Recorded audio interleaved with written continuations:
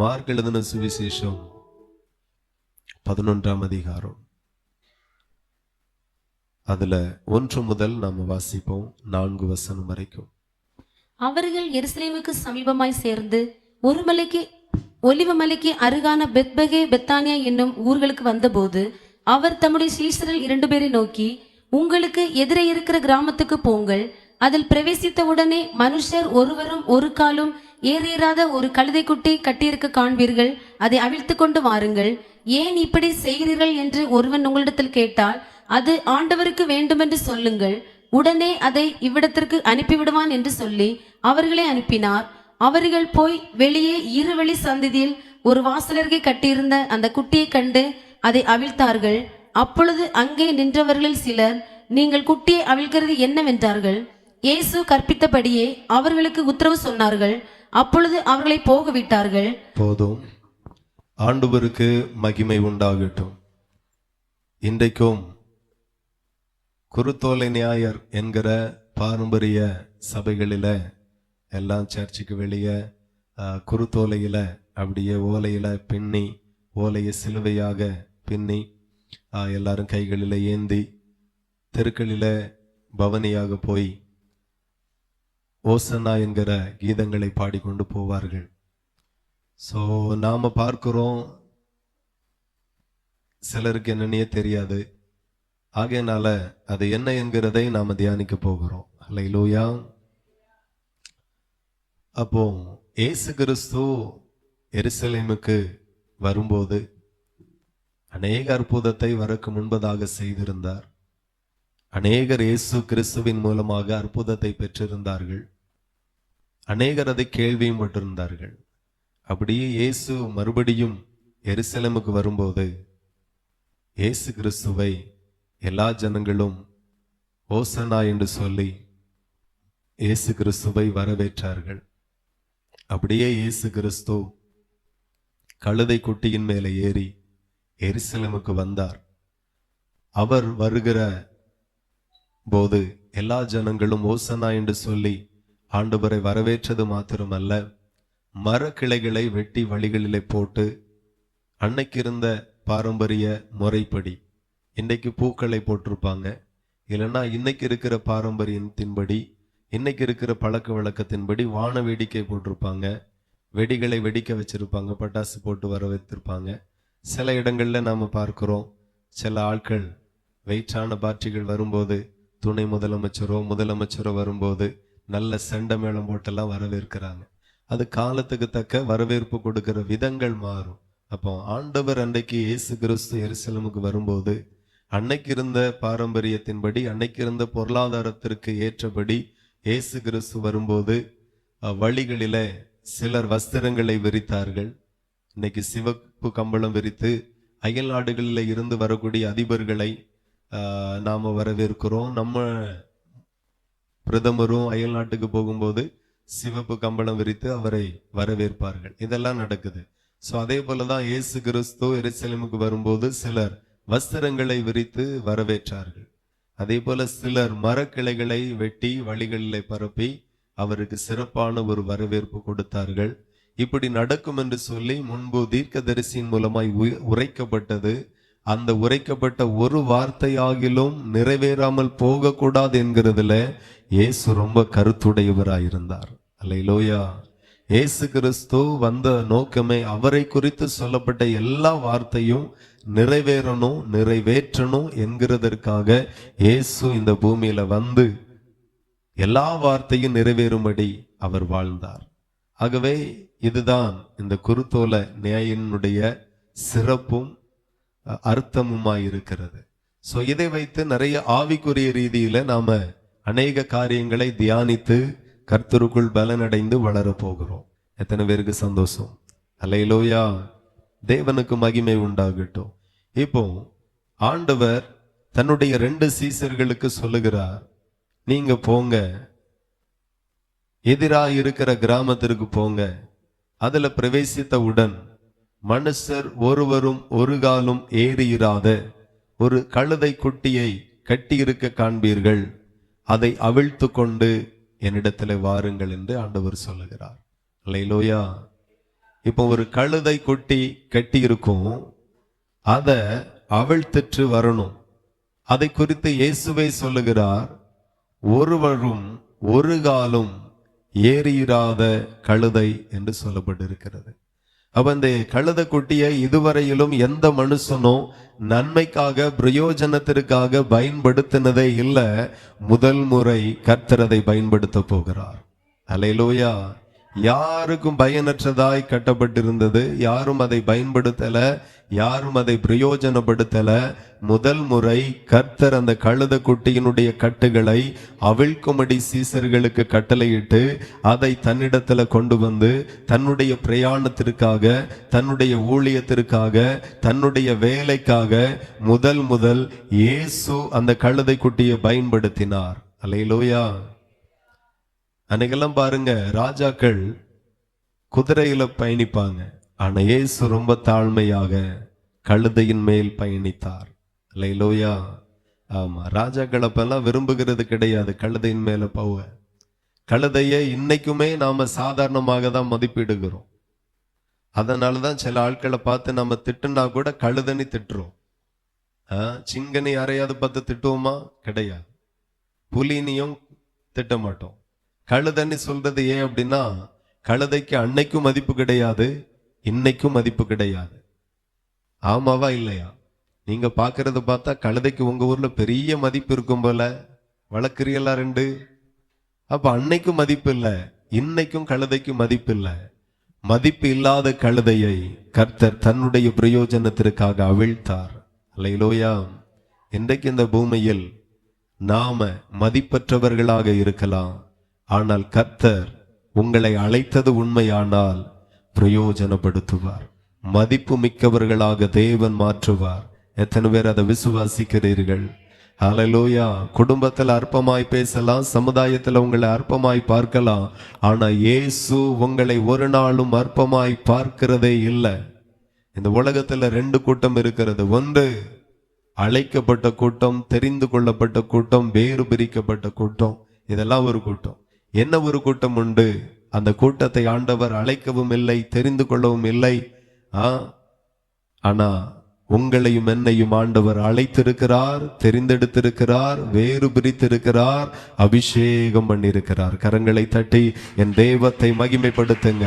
கர்த்தர் உங்களை அழைத்திருக்கிறார், தெரிந்தெடுத்திருக்கிறார், வேறு பிரித்திருக்கிறார், அபிஷேகித்திருக்கிறார். அல்லேலூயா. நாமளும் இந்த கழுதை போலதான் எங்கேயோ ஒரு இடத்துல நின்று கொண்டிருந்தோம். இந்த கழுதை எங்க நின்றது அப்படின்னு நீங்க பாத்தீங்கன்னா, இருவழி சந்தியில கட்டப்பட்டு நின்றது. ரெண்டு வழி இருக்கிறது அதற்கு முன்பதாக. ஒரு வழி என்ன அப்படின்னா, உலகத்துல நாம வாழும்போது நமக்கு ரெண்டு வழி இருந்தது நமக்கு முன்பதாக. ஒண்ணு நல்ல வழி, என்ன ஒண்ணு கெட்ட வழி. ஒரு வழி பரலோகத்துக்கு போகிற வழி, என்ன ஒரு வழி நரகத்திற்கு அல்லது பாதாளத்திற்கு போகிற வழி. அல்லேலூயா. இப்போ இந்த கழுதை அந்த மாதிரியான ஒரு இடத்துல தான் நின்றது. இன்னைக்கும் உலகத்துல நிறைய பேர் சொல்லுகிற காரியம் என்ன அப்படின்னா, எந்த பாவமும் செய்யக்கூடாது, எந்த கெடுதலும் பண்ணக்கூடாது, யாருக்கும் எந்த தீங்கும் பண்ணக்கூடாது, அப்படியே வாழ்ந்தாலே போதும், பரலோகத்துக்கு போயிடலாம் அப்படின்ட்டு. நான் சொல்லுகிறேன், ஒரு கழுதைக்கு இயேசு தேவைப்பட்டார். நான் சொல்லுகிறேன், நான் நல்ல வழியில மட்டும் பிரயாணிக்கிறதுனால எனக்கு சீசர்கள் வேண்டாம், எனக்கு இயேசு கிறிஸ்து வேண்டாம், எனக்கு இயேசு கிறிஸ்துனுடைய உபதேசம் வேண்டாம், எனக்கு இயேசு கிறிஸ்துனுடைய சத்தியம் வேண்டாம் அப்படின்னு சொல்ல முடியாது. பரலோகத்துக்கு போகணும்னா அவர்களுக்கு சீசர்கள் தேவை, பரலோகத்துக்கு போகணும்னா அவர்களுக்கு இயேசு கிறிஸ்து தேவை, பரலோகத்துக்கு போகணும்னா இயேசு கிறிஸ்துனுடைய சத்தியம் தேவை, இயேசு கிறிஸ்துனுடைய உபதேசம் தேவை, இயேசு கிறிஸ்துனுடைய வார்த்தை தேவை.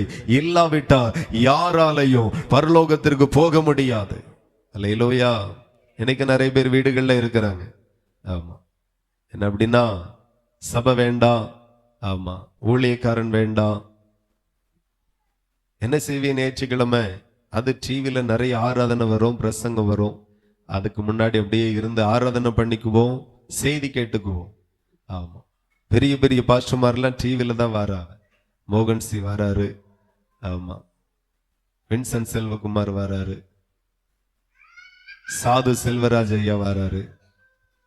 அவங்க எல்லாம் வந்துட்டு பிரசங்கம் பண்ணுவாங்க, அது அவ்வளவு போதும் அப்படின்ட்டு. நான் சொல்லுகிறேன், சபை கூடி வருகிறதை விட்டு விடாதிருங்கள் என்று ஆண்டவர் சொல்லி இருக்கிறார். சிலர் விட்டு விடுகிறது போல நீங்க விட்டு விடாதிருங்கள். சபை கூடி வரும்போது நாமளும் சபையில கூடி வரணும். நமக்குன்னு ஒரு சபை இருக்கணும், நமக்குன்னு ஒரு ஊழிய குடும்பம் இருக்கணும். இது கட்டாயம் ஒவ்வொரு பேருக்கும் இருக்கணும். அல்லேலூயா. ஆமா, அது ரொம்ப ஆசீர்வாதம் நமக்கு. இது மனுஷனால் ஏற்படுத்தப்படவில்லை. கர்த்தர் இந்த அமைப்பை, இந்த ஒழுங்கை இந்த உலகத்தில் ஏற்படுத்தி இருக்கிறார். உங்களுக்குன்னு ஒரு சபை இருக்கணும், உங்களுக்குன்னு ஒரு ஊழிய குடும்பம் இருக்கணும்.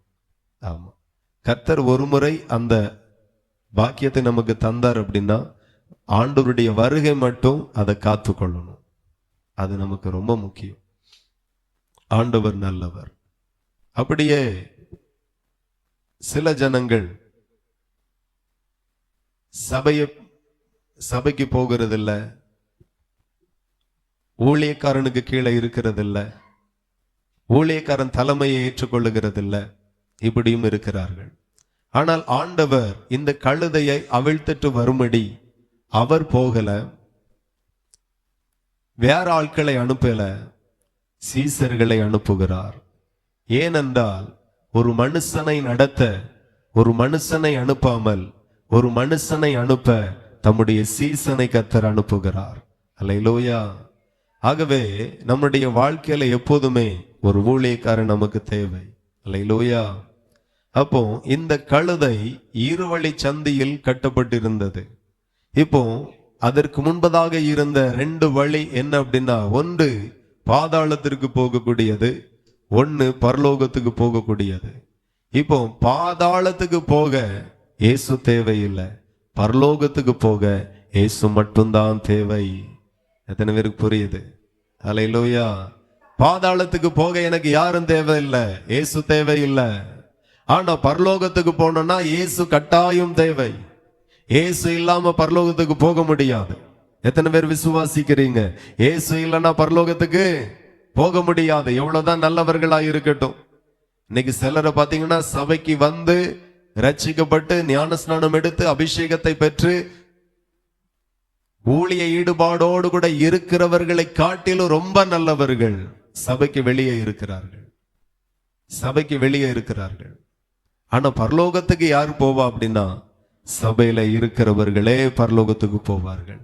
வெளியே இருக்கிறவர்கள் எவ்வளவு நல்லவர்களா இருக்கட்டும், எவ்வளவு பரிசுத்தவான்களா இருக்கட்டும், எவ்வளவு உண்மை உள்ளவர்களா இருக்கட்டும், பரலோகத்துக்கு போக முடியாது. பரலோகத்துக்கு போனோம்னா அவர்கள் சபையில வரணும், உபதேசத்திற்குள்ள வரணும், ரட்சிக்கப்படணும். அவர்களுக்கு இயேசு தேவை, அவர்களுக்கு இயேசுவின் சத்தியம் தேவை, அவர்களுக்கு இயேசுவினுடைய வழிகள் தேவை, இயேசுவே தேவை. அவர்களுக்கு இயேசு இல்ல, இயேசுவின் சத்தியம் இல்லைன்னா அவர்களுக்கு பரலோகம் கிடையாது. ஏன் அப்படின்னா யோவான் சுவிசேஷம் 14:6 இவனமாய் சொல்லுகிறது. யோவான் சுவிசேஷம் 14. அதற்கு இயேசு, நானே வழியும் சத்தியமும் ஜீவனுமாய் இருக்கிறேன், என்னாலே அல்லாமல் ஒருவனும் பிதாவினிடத்தில் வரான். அல்லேலூயா. இப்போ பிதாவின் இடத்துல ஒருவன் வரணும் அப்படின்னா இயேசு சத்தியமாய் இருக்கிறார், வழியாய் இருக்கிறார். பிதாவின் இடத்துல போகணும், பரலோகத்துக்கு போகணும் அப்படின்னா நம்ம எல்லாருக்கும் சத்தியம் தேவை. அல்லேலூயா. சத்தியம் இல்லாம யாரும் பரலோகத்துக்கு போக முடியாது. சத்தியம் தேவை, இயேசு கிறிஸ்துவினுடைய வழிகள் தேவை, இயேசு தேவை. ஆகையினாலதான் இயேசு சொல்லுகிறார், என்னை அல்லாமல் ஒருவனும் பிதாவின் இடத்துல வர முடியாது. பிதாவின் இடத்துல போகணும் அப்படின்னா நான் தேவை, இயேசு என்கிற நான் தேவை. யூதர்களுக்கு இயேசு தேவையில்லை, பரிசேயர்களுக்கும் சதிசேயருக்கும் இயேசு தேவையில்லை, உலகத்துல இருக்கிற அநேக ஞானிகளுக்கு இயேசு தேவையில்லை, பரலோகத்துக்கு போயிடலான்னு நினைக்கிறாங்க.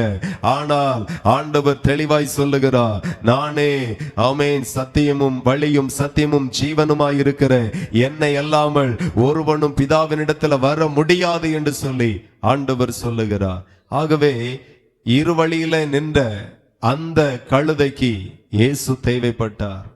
இயேசு சீசர்களை அனுப்பி கட்டுகளை அவிழ்க்க சொன்னார். அவிழ்த்து கொண்டு சீசர்கள் இயேசுவின் இடத்துல கொண்டு வந்தார்கள். அல்லேலூயா. இப்ப இருவழி சந்தியிலே கட்டப்பட்ட கழுதை அவிழ்க்கப்பட்டது.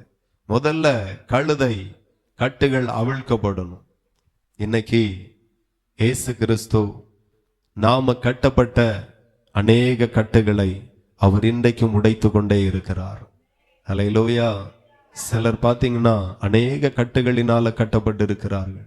பாவ கட்டுகளிலே கட்டப்பட்டு இருக்கிறார்கள். சாப கட்டுகளிலே கட்டப்பட்டு இருக்கிறார்கள். ஒரு மனுஷனுக்கு இருக்கிற எல்லா கட்டுகளையும் உடைக்க ஒருவர் தான் வல்லவராய் இருக்கிறார். அவர்தான் இயேசு கிறிஸ்து. அவராலே எல்லா மனுஷனுடைய எல்லா கட்டுகளும் உடைக்கப்படும். அது தேவன் உடைப்பார்.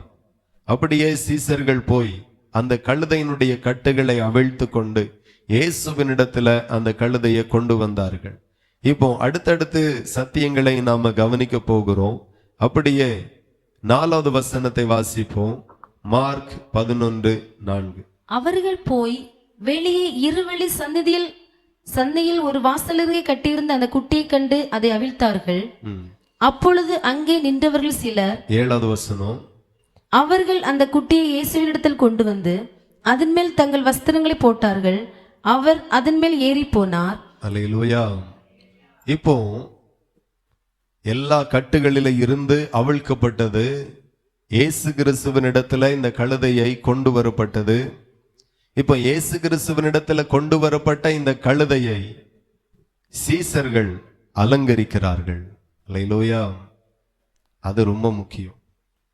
இயேசு கிறிஸ்துவனிடத்துல வர வேண்டியது எவ்வளவு முக்கியமோ அவ்வளோ வந்தவர்கள் அலங்கரிக்கப்பட வேண்டும். அடிக்கடி நாம செய்தி கேட்கிறோம், இயேசு சீக்கிரமாய் வரப்போகிறார். எத்தனை பேர் அதை விசுவாசிக்கிறீர்கள்? சீக்கிரமாய், வெகு சீக்கிரமாய் இயேசு வரப்போகிறார். இப்போ தேவனுடைய பிள்ளைகள் கவனிக்கணும், மணவாளன் வரப்போகிறார். மணவாட்டி ஆயத்தப்பட வேண்டும். சபை ஆயத்தப்பட வேண்டும். ஒரு முறை இயேசு வந்துட்டு போனால், 2000 ஆண்டுகளுக்கு முன்பதாக இயேசு மாம்சத்துல வந்தார். இனி இயேசு மாம்சத்தில் அல்ல, ஆவியில் வருவார். அல்லேலூயா. இனி வரக்கூடிய இயேசுவை நாம சந்திக்கணும். அவருடைய வருகைக்கு நாம ஆயத்தமாகணும். அப்படின்னா அலங்கரிப்பு இல்லாமல் அவரை சந்திக்க முடியாது. 10 கன்னிகைகள், 10 பேரும் கன்னிகைகள் தான். ஆனா 5 பேர் புத்தி உள்ளவர்கள், 5 பேர் புத்தி இல்லாதவர்கள். 5 பேர் மணவாளனோடு பிரவேசித்தார்கள். 5 பேருக்கு வாசல் அடைக்கப்பட்டது. என்ன குறைஞ்சிருந்து அப்படின்னு பாத்தீங்கன்னா, வாழ்க்கையில என்ன குறைவு அப்படின்னா அபிஷேகம் மட்டும் இல்லை, எண்ணெய் மட்டும் இல்லை, வேற எல்லாம் வாழ்க்கையில ஒழுக்கம் இருந்தது, பரிசுத்தம் இருந்தது, நீதி இருந்தது, எல்லாமே இருந்தது. ஆனா இந்த 5 புத்தி உள்ள கன்னிகைகளுடைய கரத்துல எண்ணெய் மட்டுமே இல்லை, ஆயில் மட்டும்தான் இல்லை, வேற எல்லாம் இருந்துச்சு. ஆனா ஆயில் இல்லாத காரணத்தினால அவர்கள் மணவாளனோடு போக முடியல. கதவு அடைக்கப்பட்டது. வந்து தட்டினார்கள். உங்களை யார் என்று அறியேன் என்று சொன்னார். அல்லேலூயா. அப்போ மணவாளனுடைய வருகையில நாம ரொம்ப கேர்ஃபுல்லா ஆயத்தமாகணும். இவ்வளவு போதும், இப்படி போதும், இது போதும், இந்த மாதிரி நமக்கு நாமளே ஒரு ரூட்டு போட்டுட்டு இது கரெக்ட் அப்படின்னு சொல்லவே கூடாது. வேதம் என்ன சொல்லுகிறதோ அதற்கு அப்படியே நாம கீழ்ப்படிந்து மணவாளனுடைய வருகைக்கு நாம ஆயத்தமாகணும் என்கிறதை ஆண்டவர் விரும்புகிறார். இந்த கழுதையை அவிழ்த்ததோடு மட்டுமல்ல, அவிழ்க்கப்பட்ட கழுதையை மணவாளனாகிய இயேசு கிறிஸ்துவினிடத்துல கொண்டு வந்தார்கள். மணவாளனாகிய இயேசு கிறிஸ்துவினிடத்துல கொண்டு வந்தது மட்டுமல்ல, அந்த கழுதையை அவர் ஏறி பிரயாணத்திற்கு பயன்படுத்தத்தக்கதாக அலங்கோலமாய் இருந்த அந்த கழுதையை அவர்கள் அலங்கரித்தார்கள். அல்லேலூயா. இயேசு கிறிஸ்துவினிடத்துல வருகிற யாவரையும் ஆண்டவர் அலங்கோலமாய் அவர்களுடைய வாழ்க்கை இருக்கலாம். ஆனா இயேசு கிறிஸ்துவினிடத்துல வந்த பிறகு அலங்கோலமான வாழ்க்கையை அலங்காரமாய் மாற்றுவேன் என்று ஆண்டவர் உங்களோடு கூட பேசுகிறார். அல்லேலூயா. உங்க வாழ்க்கை எவ்வளவானாலும் உடைக்கப்பட்டதா இருக்கட்டும், எவ்வளவாய் மோசமானதா இருக்கட்டும், ஆனால் அழைக்கப்பட்டு வந்திருக்கிறீர்கள், அழைப்பை ஏற்று வந்திருக்கிறீர்கள், இரட்சகரிடத்துல வந்திருக்கிறீர்கள். அலங்கோலமாய் இருக்கிற உங்களை அவர் அலங்காரமாய் மாற்றுவார். இப்போ மணவாளனை சந்திக்கணும் அப்படின்னா, மணவாளன் பயன்படுத்தணும் அப்படின்னா, மணவாளன் அந்த கழுதையின் மேல் அமர்ந்து அவர் தன்னுடைய பிரயாணத்தை, தன்னுடைய ஊழியத்தை தொடரணும் அப்படின்னா அந்த கழுதை அலங்கரிக்கப்பட வேண்டும். அல்லேலூயா. அலங்காரம் ரொம்ப முக்கியம். சபையில வருகிற எல்லாரும் அலங்காரத்தை பெற்றுக்கொள்ளணும், தன்னை அலங்கரிக்கணும். எப்படி அலங்கரிக்கணும் அப்படின்னா 1 பேதுரு 3 அதிகாரம் 1 பேதுரு 3 அதிகாரம் 3வது வசனத்தை வாசிப்போம். மயிரை பின்னி பொன் ஆபரணங்களை அணிந்து உயர்ந்த வஸ்திரங்களை உடுத்திக் கொள்ளுதல் ஆகிய புறம்பான அலங்கரிப்பு உங்களுக்கு அலங்காரமாய் இராமல் அழியாத அலங்கரிப்பாய் இருக்கிற சாந்தமும் அமைதலுள்ள ஆவியாகிய இருதயத்தில் மறைந்திருக்கிற குணமே உங்களுக்கு அலங்காரமாய் இருக்க கடவுது. அதுவே தேவனுடைய பார்வையில் விலையேற பெற்றது. அல்லேலூயா.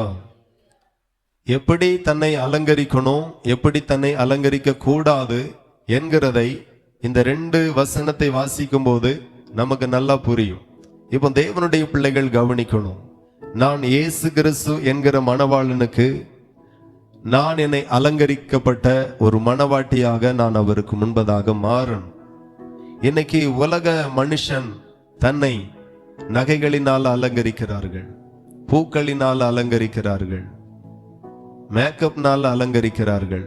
இந்த அலங்கரிப்பு மனுஷகுமாரனுக்கு அல்ல, இந்த அலங்கரிப்பு உலக வாழ்க்கைக்காக. ஆனா மணவாளன் அவருடைய வார்த்தை என்ன சொல்லுகிறது அப்படின்னா, இந்த புறம்பான அலங்கரிப்பு உங்களுக்கு அலங்காரமாய் இராமல் வேண்டாம் அப்படின்னு ஆண்டவர் சொல்லுகிறார். அல்லேலூயா. ஆகவே தேவனுடைய பிள்ளைகளுக்கு அன்பான ஒரு வேண்டுகோள் என்ன அப்படின்னா, ஒருவேளை உங்க குடும்பத்துல கணவனார் எதிர்ப்பு இல்லை, நகையை களத்துக்கு நகையினால் அலங்கரிக்கிறத நீங்க வெறுக்கணும்.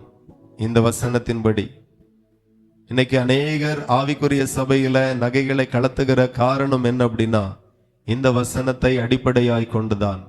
இந்த புறம்பான அலங்கரிப்பு உங்களுக்கு அலங்காரமாய் இருக்க வேண்டாம் இராமல் என்று சொல்லி ஆண்டவர் வேதத்தில் எழுதியிருக்கிறபடினால இது அநேக சபைகள்ல ரொம்ப ஆழமாய் பேசுவார்கள். நான் உங்களுக்கு அன்பாய் சொல்லுகிறேன், ஒருவேளை உங்க குடும்பத்துல எதிர்ப்பு இல்லை அப்படின்னா ஆண்டவருக்காக இந்த புறம்பான அலங்கரிப்பை நீங்க களைந்தீர்களானால் பரலோகம் இன்னும் உங்களை ஆசீர்வதிக்கும். அல்லேலூயா. கர்த்தர் நல்லவர். அதே போல உங்களை எப்படி அலங்கரிக்க வேண்டும் என்று சொல்லி அடுத்த வசனத்துல வேதம் சொல்லுகிறது.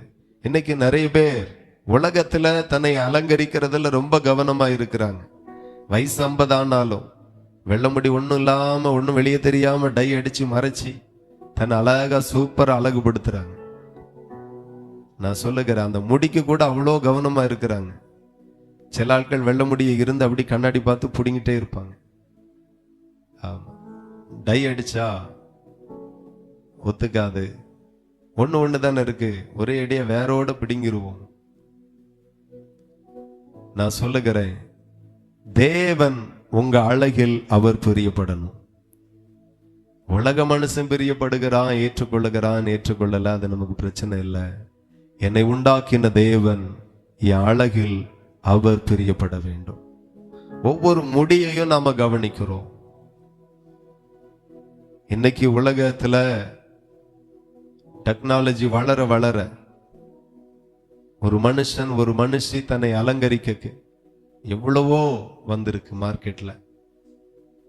ஒரு காலத்துல ஒரு பிரிண்டர் இருக்கு, அது பேப்பர்ல நாம என்ன டைப் பண்றோமோ கம்ப்யூட்டர்ல அது பிரிண்ட் எடுத்து தந்துரும். இப்போ ஒரு சின்ன பிரிண்டர் வந்திருக்கு, அதுல நம்ம விரலை வச்சோம்னா நகத்துல அழகா பிரிண்ட் போட்டு கொடுத்துரும். ஒரு காலத்துல நம்ம ஆட்கள் மருதாணி அரைச்சு வச்சாங்க, இப்போ அழகா பிரிண்ட் பண்ணியே கொடுத்துருது. என்ன மாடல் வேணும், என்ன டிசைன் வேணும் அப்படின்னு சொல்லி பிரிண்ட் பண்ணி கொடுத்துருது. அழகுக்காக தினமும் மனிதர்கள் செலவழிக்கிற தொகைக்கு அளவே இல்லை. அவ்வளோ தன்னை அழகுபடுத்தக்காக மனிதர்கள் செலவழிக்கிறாங்க. ஆனா நாம அலங்கரிக்கிற எந்த அலங்கரிப்பையும் பரலோகம் விரும்பாமல், பரலோகம் விரும்புகிற ஒரு அலங்கரிப்பை சபை மூலமாய் தினந்தோறும் ஆண்டவர் பேசி கொண்டிருக்கிறார். மணவாளன் விரும்புகிற அலங்கரிப்பு, மணவாளன் எதிர்பார்க்கிற அலங்கரிப்பு என்று சொல்லி, அப்ப நாம நம்மளை எப்படி அலங்கரிக்கணுமா அப்படின்னா, அழியாத அலங்கரிப்பாய் இருக்கிற இந்த உலகத்துல எந்த அலங்கரிப்பாய் இருக்கட்டும், இன்னைக்கு அலங்கரிச்சா நாளைக்கு எல்லாம் முடிஞ்சிரும். இல்லையா? ஆமா, விலை கூடின மேக்கப் போட்டாலும் அடுத்த நாள் கலைஞ்சிரும். விலை உயர்ந்த பூக்களை வாங்கி வைத்தாலும் அடுத்த நாள் வாடிரும். எல்லா அலங்கரிப்பும் ஒரு நாள் அழிஞ்சிரும், ஒரே நாள்ல முடிஞ்சிரும், காய்ந்து போயிரும். ஆனா அழியாத அலங்கரிப்பு ஏனென்றால் நம்முடைய மணவாளனாகிய இயேசு கிறிஸ்துவினுடைய வருகை குறித்து சொல்லப்பட்டிருக்கிறது.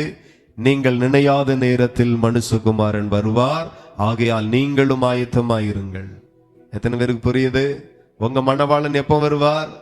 கரெக்டா மூர்த்த நேரம் 10 மணிக்கு வரமாட்டார். நீங்க நினையாத நேரத்தில் மனுஷகுமாரன் வருவார். அப்படி மனுஷகுமாரன் மத்திய ஆகாயத்துல வரும்போது அலங்கோலமாய் மணவாட்டி இருக்கக்கூடாது, அலங்காரம் இல்லாமல் இருக்கக்கூடாது.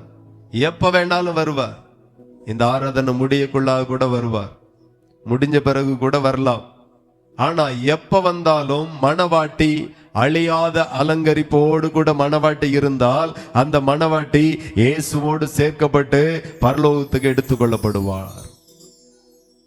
ஆகையினாலதான் பரலோகம் சொல்லுகிறது, நீ அழிந்து போகிற அலங்கரிப்புக்கு முக்கியத்துவம் கொடுக்கிறாய். ஆனா பரலோகம் சொல்லுகிறது, உனக்கு அழியாத ஒரு அலங்கரிப்பை வேதத்தின் மூலமா உனக்கு கற்று தந்திருக்கிற, நீ அதை ஃபாலோ பண்ணு, அதற்கு முக்கியத்துவம் கொடு, அதற்கு உன்னுடைய கவனத்தை செலுத்து என்று ஆண்டவர் சொல்லுகிறார்.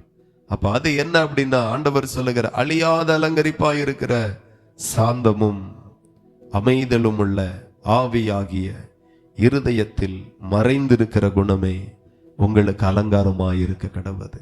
அல்லேலூயா. அப்ப தேவனுடைய பிள்ளைகள் கவனிக்கணும், என்ன அலங்கரிப்பை ஆண்டவர் எதிர்பார்க்கிறார். இந்த அலங்கரிப்பு ஒரே நாள் வாடாது, ஒரு வருஷத்திலையும் வாடாது. இது அழியாத அலங்கரிப்பு என்று ஆண்டவர் சொல்லுகிறார்.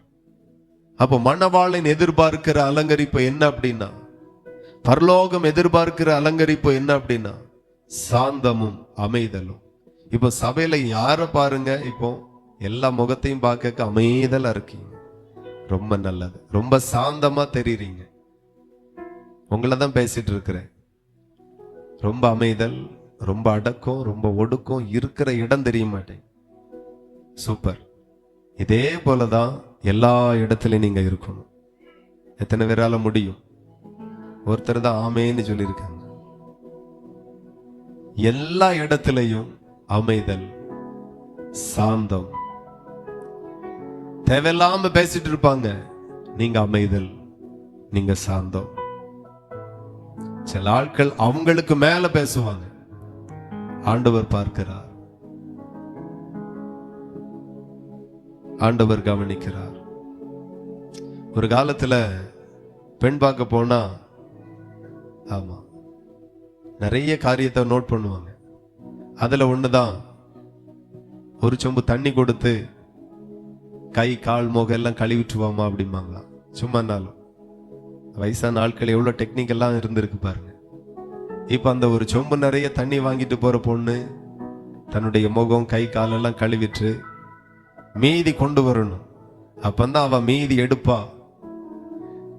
ஒரு பொண்ணுனுடைய சிக்கனத்தை எது வச்சு பாக்குறாங்க அப்படின்னா தண்ணியை கொடுத்து பாக்குறாங்க. பின்ன என்ன அப்படின்னா, அந்த காலத்துல பணத்தை விட தண்ணி தான் ரொம்ப பிரச்சனையா இருந்துச்சு. அதனால வரவா தண்ணியை ரொம்ப செலவழிச்சிடக்கூடாது. ஒரு காரியத்துல ஒருவர் சிக்கனமா இருந்தா எல்லா காரியத்திலையும் சிக்கனமா இருப்பார். நிறைய காரியத்தை பார்ப்பாங்க. எல்லாம் எப்படி இருக்காங்க. சில ஆள் பேச்சு கொடுத்து பார்ப்பாங்க, தனியா கூப்பிட்டு போய் பேசுவாங்க பெரியவர்கள். என்னம்மா சமைக்க தெரியுமா? அது ரிட்டன் பேசும்போதே அவங்க கவனிச்சுக்குவாங்க, இவ வாயாடியா இல்ல சாந்தமா இல்ல அடக்கமா. ஆமா. பின்ன இப்போ உள்ள பையன்மாருக்கு அது ஒண்ணு வேண்டாம். ஆமா, சாந்தமா இருக்காண்டா, அடக்கமா இருக்காண்டா, ஒடுக்கமா இருக்காண்டா, ஃபேஸ்புக்ல வந்து பல்ல இழிச்சா மட்டும் போதும், ஓகே டன். அல்லேலூயா. ஆமா, அங்கிட்டு வச்சிருச்சா போ, வேற எதையும் பார்க்கிறது இல்ல. தெய்வ சித்தமா பார்க்கிறது இல்ல.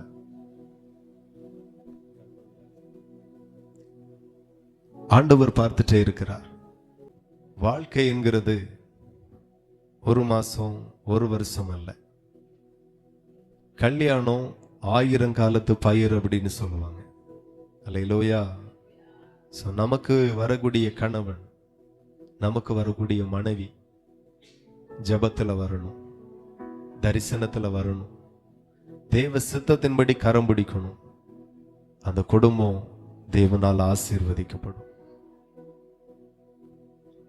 ஆபிரகாம் தன்னுடைய வேலைக்காரனை பார்த்து சொல்லுகிறான், என் பையன் ஈசாக்குக்கு ஒரு நல்ல பெண் இருந்தா பார்க்கணும், நீ போய் பார்த்துட்டு வா. அவன் உண்மையான ஊழியக்காரன், பொறுப்பானவன், ஏதோ வேலையை முடிச்சா போதும் அப்படின்னு சொல்லி யாரையோ ஒரு ஆளை கூட்டிட்டு வரல. அவ ஒவ்வொன்னையும் ஆராய்ந்து பார்க்கிறான். அந்த ஊர்ல உள்ள பிள்ளைங்கள்லாம் அந்த பகுதியில தான், அந்த தெருவுல தான் தண்ணி எடுத்துட்டு போகும். அதுல நிக்கிறான், நின்னுட்டு ஜெபம் பண்ணுகிறான். அல்லேலூயா. இப்போ வருகிறாள். அல்லேலூயா. ரெபெக்காள் குடத்தை தோள் மேல் வைத்துக் கொண்டு புறப்பட்டு வருகிறாள். இப்ப அவளை பார்த்த உடனே அந்த பெண் மகா ரூபவதியும் புருஷனை அறியாத கன்னியுமாய் இருந்தாள் என்று வேதம் சாட்சி கொடுக்கிறது. அவள் துறவிலை இறங்கி தன் குடத்தை நிரப்பிக் கொண்டு ஏறி வந்தாள். அன்னைக்கு இருக்கிற கிணறு எப்படி இருந்திருக்கு? கிணத்துக்கு உள்ள இறங்கி போய் தண்ணி எடுக்கணும். வெளியே நின்று கயிறு போட்டு எடுக்கிற தண்ணி அல்ல, உள்ள இறங்கணும். அந்த மாதிரி யாரும் ஒரு கிணறு, மரண கிணறா இருக்குமோ? கிட்டத்தட்ட அப்படிதான். டேஞ்சரான கிணறு. அதுக்குள்ள இறங்கணும். எத்தனை நேரம் இறங்கணும், எத்தனை நேரம் ஏறணும். ஆமா. ஒரு வீட்டுல மனைவிக்கும் புருஷனுக்கும் சண்டை. என்ன சண்டை? மோட்டர் நீங்க போட்டா என்ன, அதையும் நானா போடணும். புரியுதா உங்களுக்கு? இதான் சண்டை. 10 நாளைக்கு சமாச்சாரம் போயிட்டு இருக்கு பஞ்சாயத்து. ஒரு மோட்டர் போடக்கு, சுவிட்ச் போடக்கு இவ்வளவு பிரச்சனை.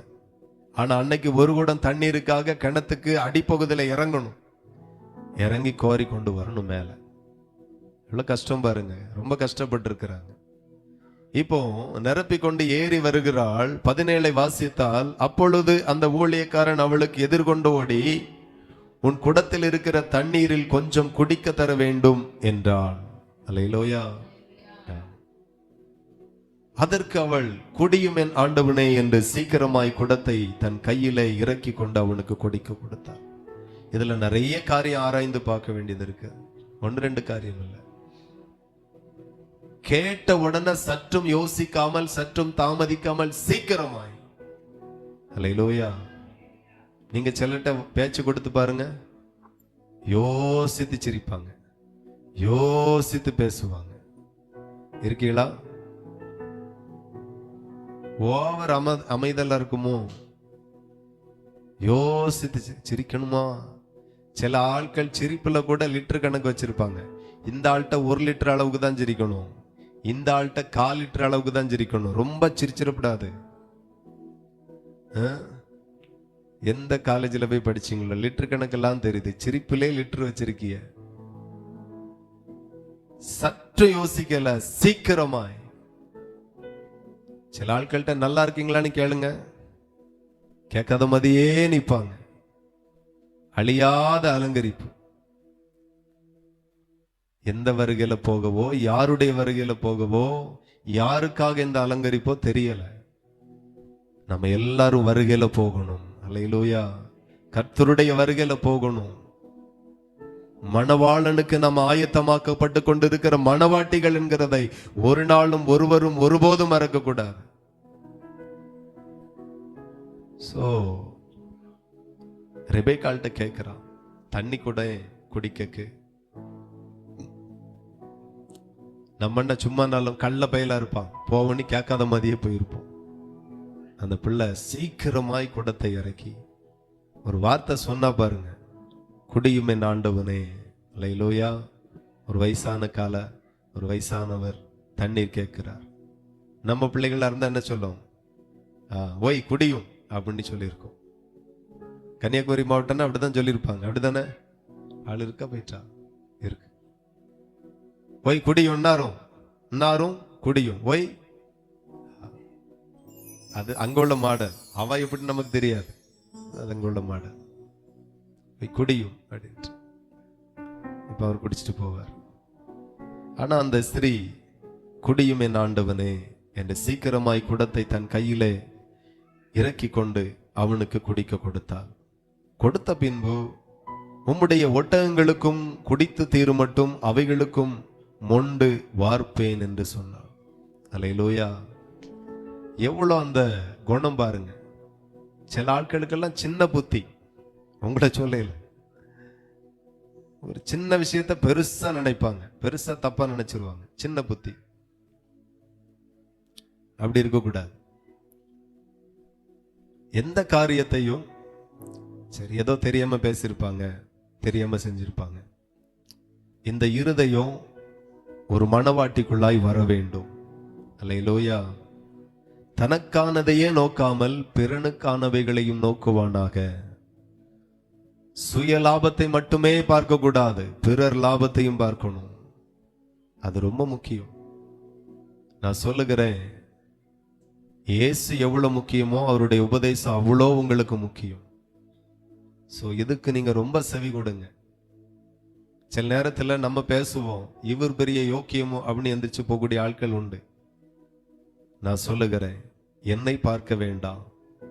நான் என்னை எவ்வளவு திருத்தணுமோ இன்னைக்கும் திருத்தி கொண்டு இருக்கிறேன். ஆனா நான் என் ஆண்டவருடைய வார்த்தை பேசுகிறேன். அதுக்கு முன்பதாக நீங்க மாறுங்கள். எத்தனை பேருக்கு புரியுது? பேசுறவர் ஒழுக்கமா அப்படி கூட சொல்லுகிறவர்கள் உண்டு. நாம வசனத்திற்கு மாறுவோம், வார்த்தைக்கு மாறுவோம். அதை ரொம்ப கவனிப்போம். இயேசு சீக்கிரமாய் வரப்போகிறார். அவருடைய வருகைக்கு நீங்க போகணும் அப்படின்னா அலங்கரிப்பு இருக்கணும். அழியாத அலங்கரிப்பாய் இருக்கிற சாந்தம், அமைதல். இதனால, இந்த சுபாவத்தினால சபையில் இருக்கிற ஒவ்வொரு பேரும் தன்னை அலங்கரிக்கணும். இருவழி சந்தியில கட்டப்பட்ட அந்த கழுதையை அவிழ்த்து கொண்டு இயேசு கிறிஸ்துவினிடத்துல கொண்டு வந்தார்கள். கொண்டு வந்து அந்த கழுதையை அலங்கரித்தார்கள். வஸ்திரத்துல போட்டு சும்மா ஸ்டைலா சூப்பர் ஆக்கினார்கள்.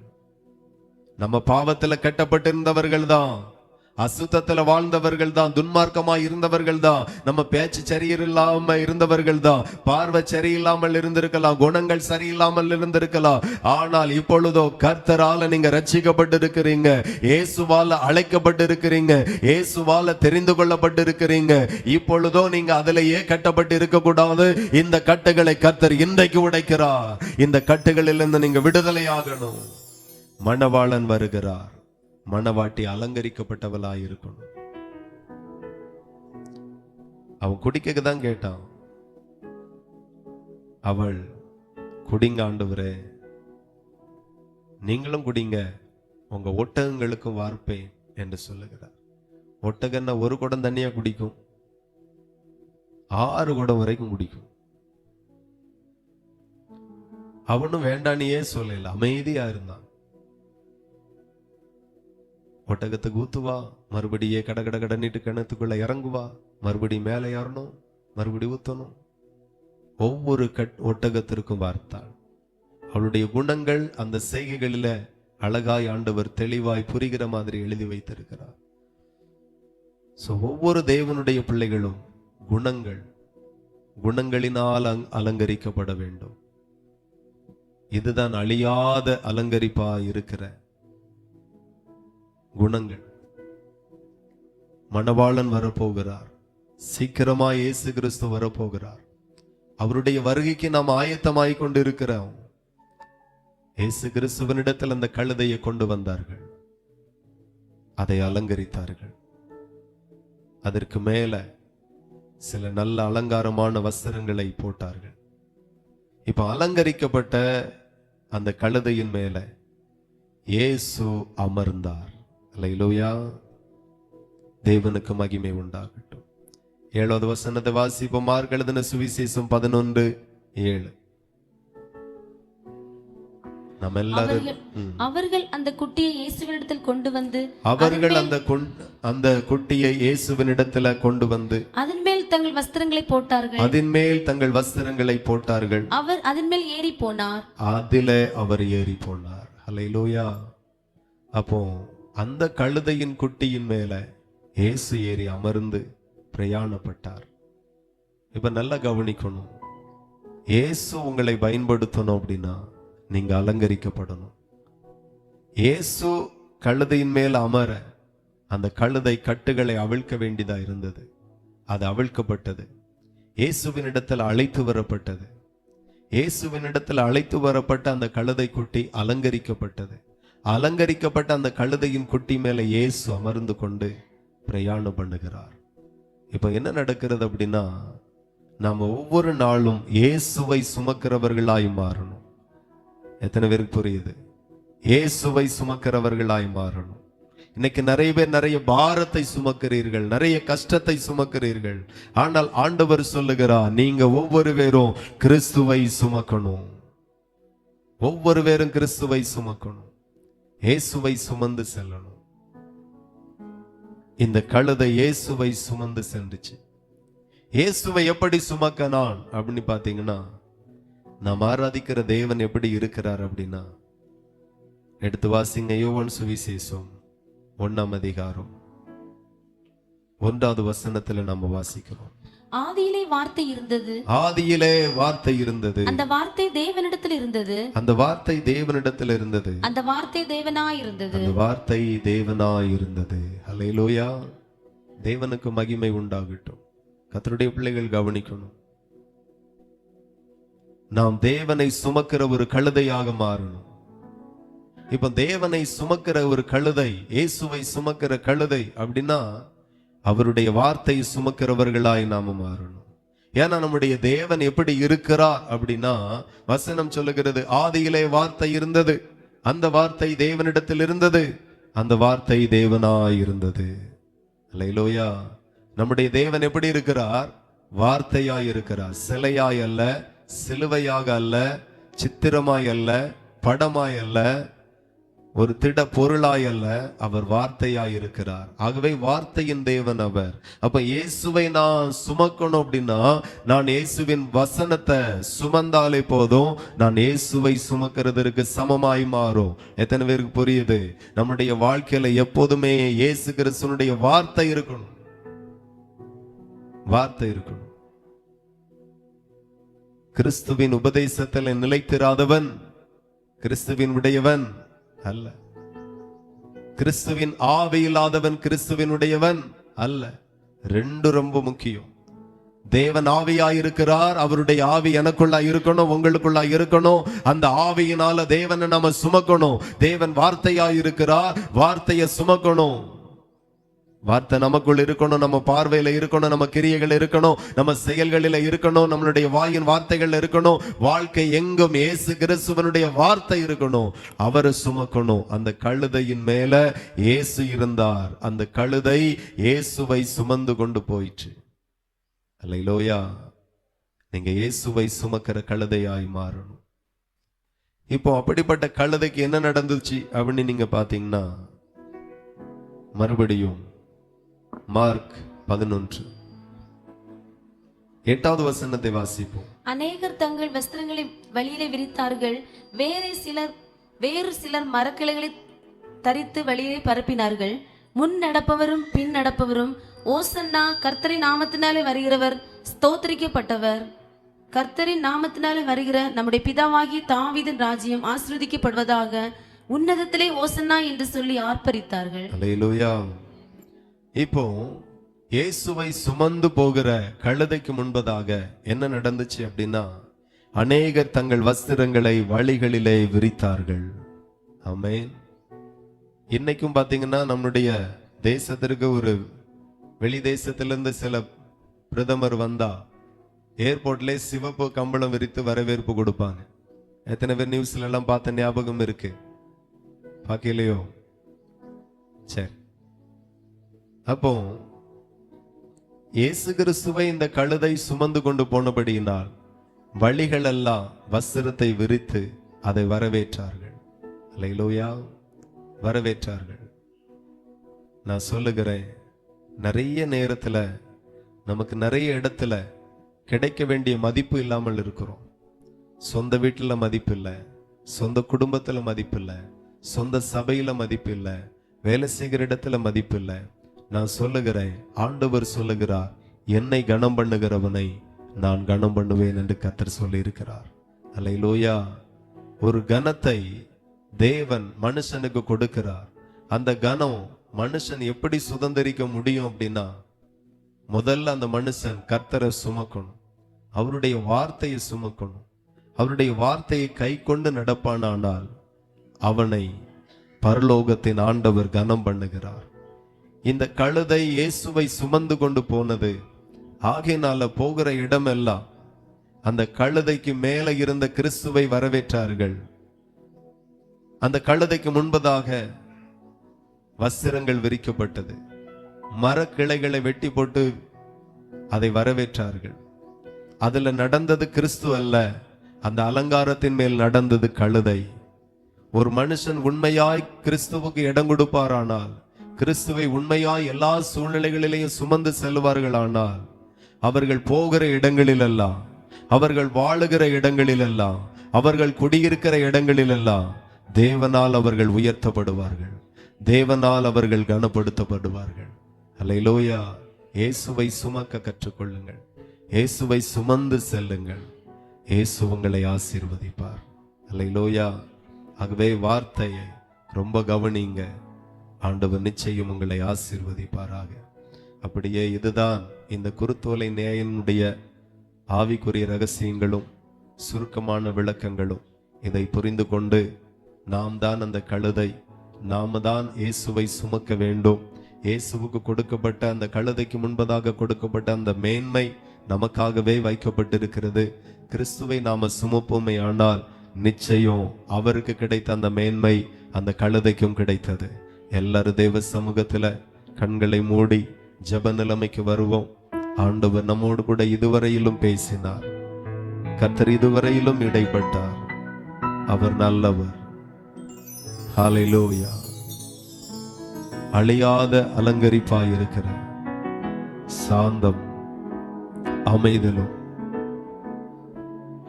ஆவியாகிய அந்த குணம், இருதயத்துல மறைந்திருக்கிற அந்த குணம், அதுதான் அழியாத அலங்கரிப்பு என்று சொல்லி வேதம் சொல்லுகிறது. கர்த்தருக்கு முன்பதாக உங்களை தாழ்த்துங்க. Thank you Lord. Hallelujah. மணவாளன் எப்ப வேணாலும் வருவார். நாம உலக பிரகாரமான அலங்கரிப்பு ஒரே நாள் அழிஞ்சிரும். மனுஷகுமாரன் எப்ப வேண்டாலும் வருவார், நினையாத நேரத்துல வந்துருவார். அவர் ஒரு அலங்கரிப்பை சொல்லிக் கொடுக்கிறார். அழியாத அலங்கரிப்பாயிருக்கிற சாந்தமும் அமைதலும் உள்ள ஆவியாகிய இருதயத்துல மறைந்திருக்கிற குணமே உங்களுக்கு அலங்காரமாய் இருக்க கடவுது. அதுவே தேவனுடைய பார்வையில் விலையேற பெற்றது. தங்கத்தை காட்டிலும் விலையேற பெற்றது, வெள்ளியை காட்டிலும் விலையேற பெற்றது, முத்துக்களை பார்க்கிலும், பவளத்தை பார்க்கிலும், வைரத்தை பார்க்கிலும் விலையேற பெற்றது. ஹல்லேலூயா. அந்த குணங்கள் மணவாளனுக்கு பிடித்ததே குணங்கள். உங்களிடத்துல மணவாளனை கவர்ந்து கொள்ள வேண்டிய அலங்கரிப்பு அந்த குணங்கள். எவ்வளவு மாற்ற முடியுமோ எல்லா இடத்திலையும் அமைதலாயிருங்க, எல்லா இடத்திலையும் அமைதலாயிருங்க, சாந்தமாயிருங்க, அமைதலாயிருங்க, பொறுமையாயிருங்க, மன்னிக்கிறவர்களாய் மாறுங்க, விட்டு கொடுக்கிறவர்களாய் மாறுங்க, பொறுத்து கொள்ளுகிறவர்களாய் மாறுங்க, சகித்து கொள்ளுகிறவர்களாய் மாறுங்க. ஹல்லேலூயா, ஹல்லேலூயா, ஹல்லேலூயா. மணவாளன் சீக்கிரமாய் வருவார். ஆமென். உங்களை பரிசுத்தப்படுத்தி, ஆமென், ஸ்தோத்திரம், ஸ்தோத்திரம், உங்களை அலங்காரப்படுத்துங்க. நன்றி, நன்றி, நன்றி, நன்றி. பரிசுத்த அலங்காரத்துடனே கர்த்தரை தொழுது கொள்ளுங்கள் என்று சொல்லப்பட்டிருக்கிறது. அவரை தொழக்கு பரிசுத்த அலங்காரம் வேண்டும். அவரை சந்திக்க, அவருடைய வருகையில போக அலங்காரம் தேவை. அழியாத அலங்கரிப்பாய் இருக்கிற ஆமை சாந்தமும் அமைதலும் உள்ள ஆவி நமக்குள்ளாய் வேண்டும். அல்லேலூயா. இருமாப்பு என்கிற ஆவி துரத்தப்படுவதாக, எரிச்சல் என்கிற ஆவி துரத்தப்படுவதாக, கோபம் என்கிற ஆவி துரத்தப்படுவதாக. அல்லேலூயா. சண்டை பண்ணுகிற ஆவி துரத்தப்படுவதாக, முறுமுறுக்கிற ஆவிகள் துரத்தப்படுவதாக. எல்லாரும் ஸ்தோத்திரம் பண்ணி ஆண்டவரை துதிக்க ஆரம்பிக்கும் போது இதோ கர்த்தருடைய வல்லமை சபையை நிரப்ப போகிறது. கர்த்தருடைய வல்லமை உங்களை நிரப்ப போகிறது. ஹல்லேலூயா, ஹல்லேலூயா. கோபத்தின் ஆவி சுட்டரிக்கப்படுவதாக, எரிச்சலின் ஆவி சுட்டரிக்கப்படுவதாக. அல்லேலூயா. வாக்குவாதம் பண்ணுகிற ஆவி எரிக்கப்படுவதாக, முறுமுறுக்கிற ஆவி எரிக்கப்படுவதாக, வாக்குவாதம் பண்ணுகிற ஆவி சுட்டரிக்கப்படுவதாக. எல்லாரும் கரங்களை தட்டி தேவனை மகிமைப்படுத்துங்க. இப்படிப்பட்ட பொல்லாத ஆவி சபையில ஒருவரையும் வஞ்சிக்க கூடாது, சபையில ஒருவரையும் வஞ்சிக்க கூடாது. முறுமுறுக்கிற ஆவி, ஆமென், குறை சொல்லுகிற ஆவி எரிக்கப்படட்டும், எரிக்கப்படட்டும். ஹல்லேலூயா. நான் இன்னும் ஞானமாய் பேச பழகணும், இன்னும் ஞானமாய் பேச பழகணும். ரெபெக்காளை போல நாம் பேசணும், ரெபெக்காளை போல நாம் பேசணும். நல்ல குணம் எனக்கு வரணும், நல்ல குணம் எனக்கு உள்ள உருவாகணும். இயேசுவை போல நாம் மாறணும். ஆண்டவரிடத்துல கேளுங்க, எனக்குள்ள இருக்கிற வைராக்கியங்கள் உடைக்கப்படுவதாக. வைராக்கியத்தை கொண்டு மனுஷகுமாரனை சந்திக்க முடியாது மகனே. வைராக்கியத்தினால ஒண்ணும் முடியாது. கோபங்கள் மாறணும், சாந்தமாய் மாறு. அந்த அலங்கரிப்பு தேவன் உன்னிடத்துல எதிர்பார்க்கிறார். மாற்றம் வருவதாக, மாற்றம் வருவதாக. சிந்தனைகள் மாறட்டும், யோசனைகள் மாறட்டும், நினைவுகள் மாறட்டும், பார்வைகளிலே மாற்றங்கள் வரட்டும், நடக்கைகளிலே மாற்றங்கள் வரட்டும், செயல்களிலே மாற்றங்கள் வரட்டும். வாழ்க்கையே மாறுவதாக. ஏசையாவின் நாமத்தில் எல்லாருக்குள்ளாக அந்த மாற்றத்தை தாருங்கப்பா. நன்றி. ஹல்லேலூயா. ஆமென். பரலோக தகப்பனே, நன்றியோடு துதிக்கிறோம், நன்றியோடு மை ஸ்தோத்திரிக்கிறோம். வந்திருக்கிற எல்லாரையும் ஆசீர்வதிங்க, ஆசீர்வதித்து அனுப்புகிறேன். ஒருவர் கூட வெறுமையாய் போய்விடக் கூடாது. எல்லாரையும் நன்மைகளினால நிரப்பி ஆசீர்வதித்து அனுப்புங்கப்பா. மணவாளன் சீக்கிரமாய் வருகிறார். ஒரு ஆட்டுக்குட்டி அலங்கரிக்கப்பட்டது போல நாங்கள் மணவாளனை சுமந்து செல்லுகிற நல்ல ஒரு கழுதையாக, அலங்கரிக்கப்பட்ட கழுதையாக, அலங்கரிக்கப்பட்ட கழுதையின் மேலே இயேசு பிரயாணமாய் போனார், எருசலேமுக்கு போனார். இயேசுவை சுமக்கிற ஒரு பாத்திரமாய் தேவன் எங்களை மாற்றும். எல்லா தகுதியும் எங்களுக்கு வரட்டும். இயேசுவை சந்திக்கிற மணவாட்டியாய் எங்களை மாற்றும். ஆசீர்வதிங்க டாடி, வழி நடத்துங்க. முழு சபையும் ஆசீர்வதியும். இயேசுவின் நாமத்தில் ஜெபிக்கிறோம் ஜெபங்களும் நல்ல பிதாவே. என் ஆத்துமாவே கர்த்தரை ஸ்தோத்திரி, என் முழு உள்ளமே பரிசுத்த நாமத்தை ஸ்தோத்திரி. என் ஆத்துமாவே கர்த்தரை ஸ்தோத்திரி, கர்த்தர் செய்த சகல உபகாரங்களை மறவாதே. ஆமென். கர்த்தராகிய இயேசு கிறிஸ்துவினுடைய கிருபை, பிதாவாகிய தேவனுடைய அன்பும், பரிசுத்த ஆவியின் ஐக்கிய காவலும் என்றும் என்றும் சதா காலமும் நாம் அனைவரோடும் என்னென்னைக்கும் இருப்பதாக. ஆமென். ஹல்லேலூயா, ஹல்லேலூயா.